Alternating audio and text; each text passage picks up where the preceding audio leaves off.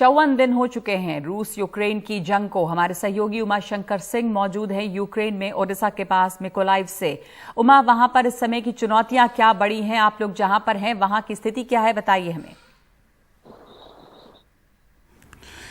जी देखिए नगमा, जो मिकोलाइव शहर है काफ़ी अहम शहर है, दक्षिणी यूक्रेन का शहर है। ये एक पोर्ट सिटी है, बंदरगाह है यहाँ पर, और इसका बहुत ज़्यादा व्यापारिक महत्व भी है और उसका सामरिक महत्व तो है ही। अभी हम जहाँ खड़े हैं ये एक होटल के बाहर खड़े हैं जिसको कि मिसाइल अटैक के ज़रिए रूस ने तबाह किया। हमारे कैमरा सहयोगी अशोक महाले दिखाएंगे आपको कि किस तरीके से ये जो होटल है वो ध्वस्त हुआ है। और अभी भी जब हम आपसे बात कर रहे हैं तो लगातार शेलिंग की जो आवाज़ है वो हमारे कानों में आ रही है। ये इलाका लगातार रूस के निशाने पर है, अभी भी यहाँ पे फियर्स फाइटिंग चल रही है। ये एक फ्रंट लाइन है, एक्टिव वॉर जोन है। यहाँ पे बहुत सारे रिस्ट्रिक्शंस हैं जिसके तहत हमें रहकर रिपोर्टिंग करनी पड़ रही है। और यहाँ से ही थोड़ी दूरी पे एडमिनिस्ट्रेटिव बिल्डिंग है जिसको कि मिसाइल के जरिए रूस ने पूरी तरह से तबाह कर दिया। इस शहर का सामरिक महत्व इसलिए है कि अगर यहाँ पे रूस का कब्जा होता है तो लैंड रूट के जरिए वो आगे बढ़कर यहाँ से तकरीबन 100 किलोमीटर दूर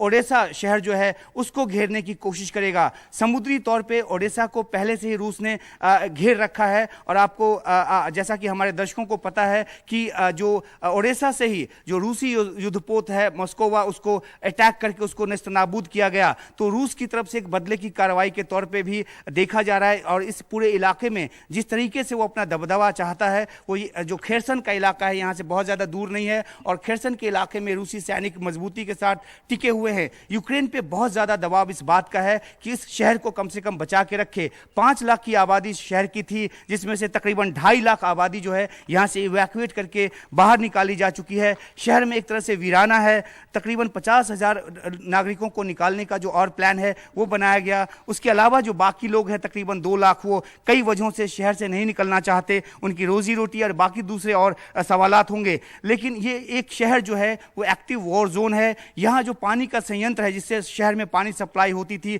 उसको निशाना करके तबाह कर दिया गया। और यहाँ पे हम जब शहर में घुस रहे थे तो बहुत सारे जो टैंकर्स हैं वो लोगों को पानी बांटने का काम कर रहे थे। लोग जो है यहाँ पे पीने का पानी के लिए तरस रहे हैं एक तरह से, और यूक्रेन के दूसरे इलाकों से पानी लाकर यहाँ पर लोगों को देने की कोशिश की जा रही है। तो एक जो दक्षिणी इलाके का एक बहुत ही अहम सामरिक महत्व वाला ये क्षेत्र, जिस पर कब्जे के जरिए रूस ये चाहता है कि जो व्यापारिक संबंध है, जो यहाँ से एक्सपोर्ट इंपोर्ट होता है यूक्रेन का, उसको रोक दिया जाए। ये एक यहाँ जो 3 यार्ड है, 3 डॉक है यहाँ पर जहाज के, जहाँ से कि बहुत बड़ा जो निर्यात है वो यहाँ पर होता है। ये एक इलाका है नगमा जहाँ पर जहाँ से गेहूं बहुत ज़्यादा पैदावार होती है। यूक्रेन एक महत्वपूर्ण गेहूं का निर्यातक देश है। 2017 से 21 तक तकरीबन 10% जो गेहूं का निर्यात है, दुनिया के निर्यात का जो 10% हिस्सा है वो यूक्रेन से जाता है। और क्योंकि ग्रेन एक बहुत अहम पार्ट है व्यापार का,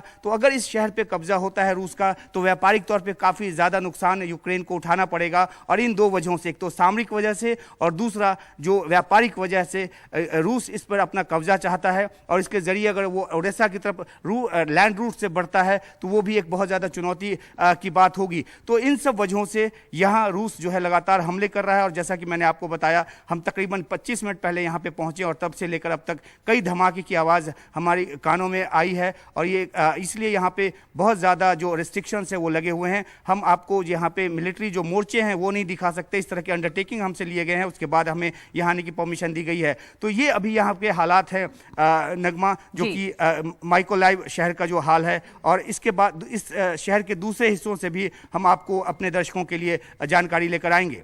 जी, धन्यवाद आपका उमा। सुरक्षित रहें। यहाँ पे काफ़ी सारे रिस्ट्रिक्शंस हैं और उसके बीच में, तमाम जोखिम के बीच में एनडीटीवी की टीम, हमारे सहयोगी उमाशंकर सिंह वहाँ मौजूद हैं, यूक्रेन के माइकोलाइव में मौजूद हैं इस समय, जो सामरिक दृष्टि से और साथ साथ व्यापार की दृष्टि से बहुत ही अहम है रूस के लिए। रूस यहाँ पर कब्जा करना चाहता है और लगातार यहाँ बमबारी हो रही है, शेलिंग हो रही है इस समय भी।